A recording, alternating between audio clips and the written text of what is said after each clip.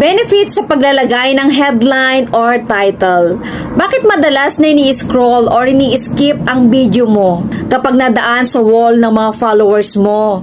Dahil wala ka nito na dapat ay meron ka lagi kasi ito ay marami din pong benefits na makakatulong po sa mga contents po natin. Ito nga ang pagkakaroon o paglalagay ng headline or title po sa video. Ngayon kapag nadaan ang video mo sa wall ng mga viewers or followers mo ay makikita nila agad ang title na malaki ang chance na ma-curious at panoorin ito.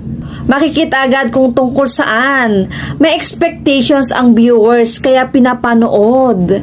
Ang title ay kinoconsider ni Meta na nakakatulong sa distribution ng iyong content or pagpapakita ni AI sa mga viewers na hindi nakafollow sa'yo pero interesado sa video mo.